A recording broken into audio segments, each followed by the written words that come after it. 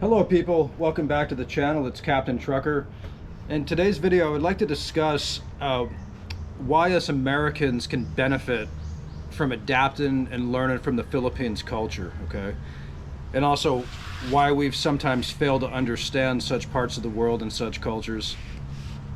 So in this video, or on this channel, we've done a lot of compare and contrasting cultures.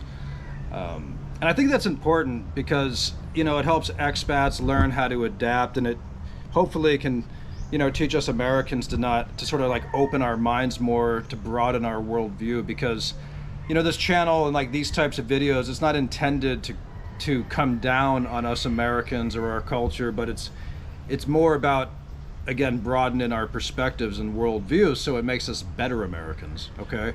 So that being said, the biggest thing is really the collective mindset. There's something called Kapwa in the Philippines. And there was a philosopher, I think his name was maybe something Rodriguez, I forget his name, Virgilio. I forgot his name, sorry, my phone's off. But, it's the concept of like interconnectedness, right? So like in the West, especially in America, we do tend to have an individualistic mindset, for better or worse. But you've seen over time the resilience of cultures like the Philippines, how they've survived the test of time through various natural disasters, being in the Pacific Ring of Fire, from being colonized over the years by different groups and countries, to neo-colonialism that still exists, in my opinion, like the strong influence and indirect controls through Western influences, social media, movies, etc., different business interests. But through all that, the Filipinos, they maintain their own identity, their own sense of culture. And that pretty much has stayed through the test of time, from what I understand.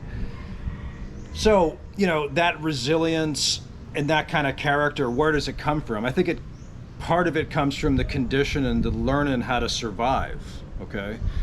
So, and this is something that I think we fail to understand, or maybe haven't experienced in the same ways in certain Western countries like America, okay? Because we're like a relatively new nation.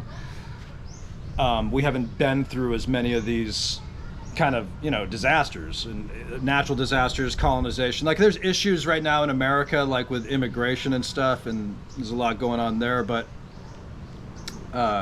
so they say, which probably is true. We won't get into that, but not even close to the comparison of what we've had to sustain and endure compared to like these type of countries like the Philippines. So if possible, getting out of that individualistic mindset and learning more about the collective group and how we affect others and how we're all interconnected, okay? It's a really big, important thing. Because generally, like in America, like as long as you have some kind of job that makes you good money, you're considered like a high social rank and character, like class is usually just income based, not always, but it's kind of the vibe. Like if you have money, you're good to go. You've done something good in life. But, we do have a perverse relationship with money anyway, like a lot of people fear the idea of poverty, right? Just as they kind of romanticize the idea of like money and being rich.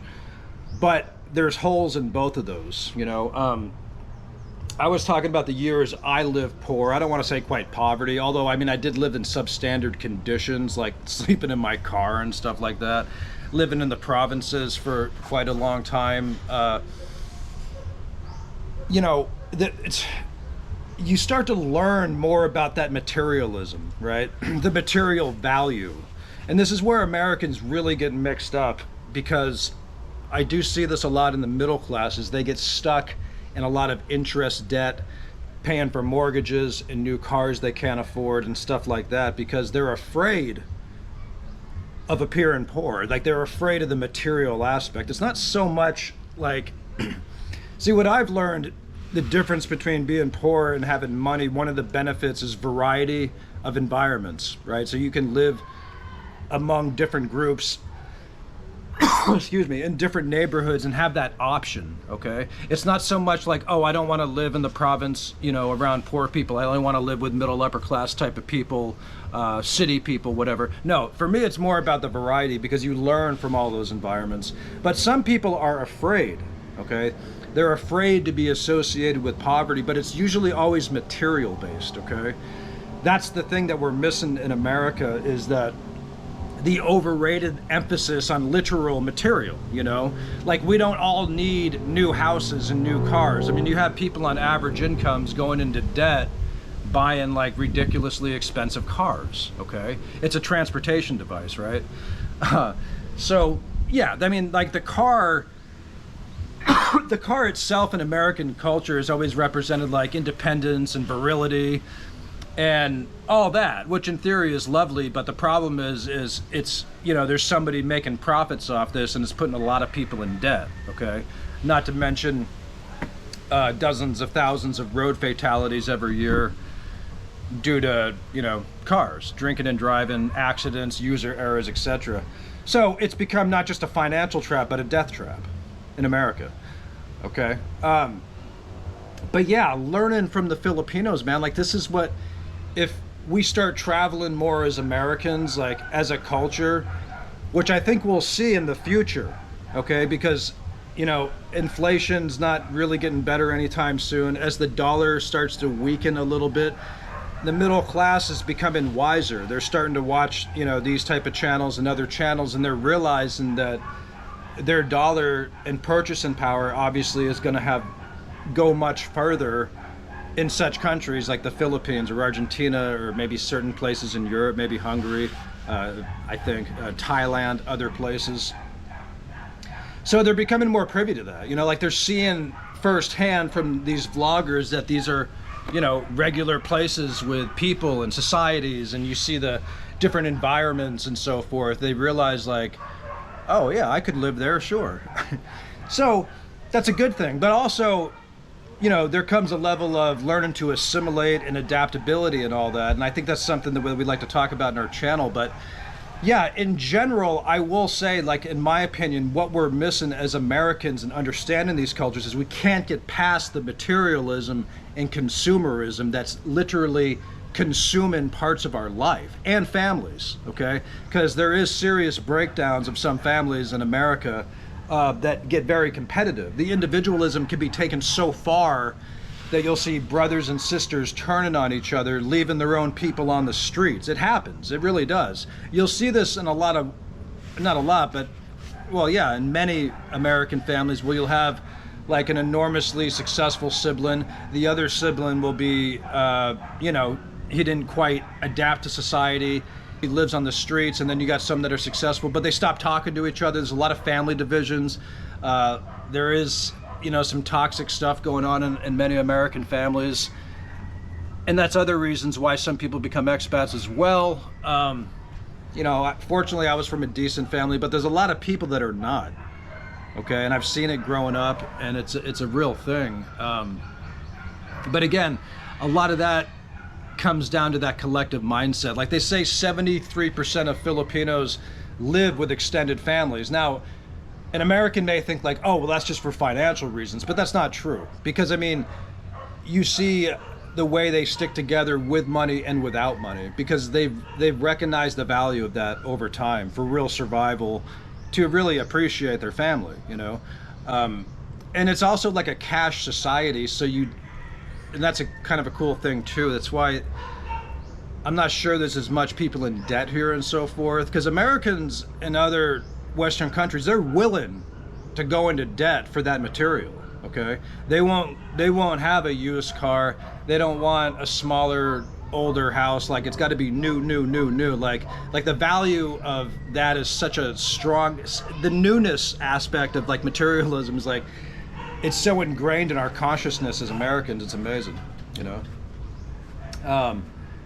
But anyway, so yeah, like learning to be frugal is something that I learned being poor, and then invest in the money in the stock market, and just basically like spending your money right. That's something I learned from my years of being poor, going back and forth to the Philippines as a truck and working as a truck driver in the US. So that's a good thing, you know. I learned from that, and I did learn the real value of materialism and what we, you know, needs versus wants, right?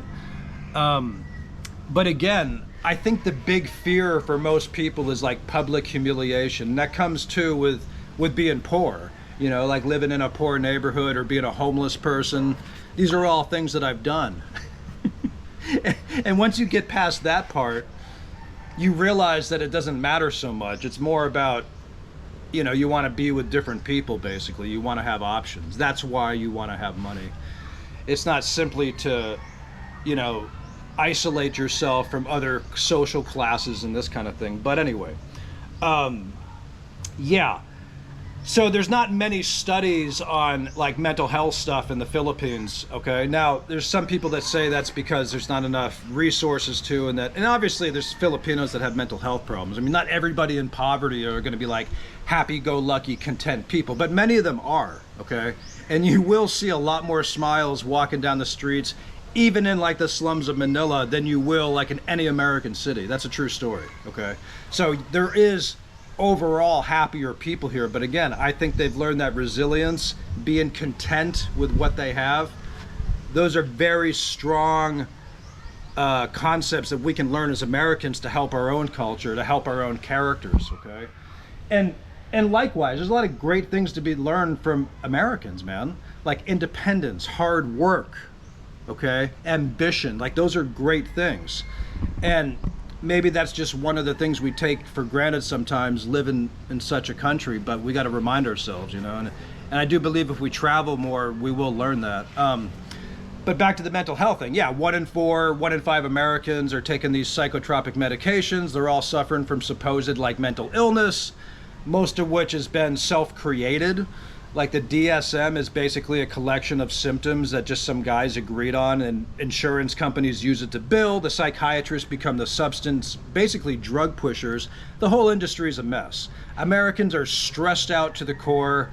They're suffering from these conditions, which are kind of real and not real. A lot of it's self-created. And that's a big problem, okay? When you have 66 million Americans taking this stuff, you know, clearly there's something going on in that industry itself that's not good.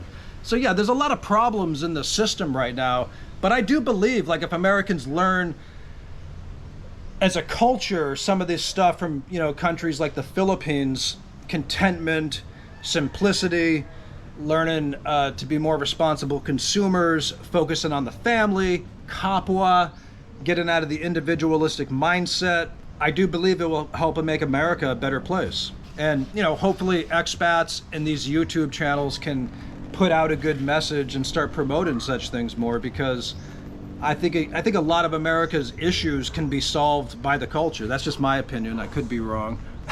But yeah, one of the benefits of traveling, and anyway, this is just what we can learn, so to speak, from countries like the Philippines, okay? That's just my opinion.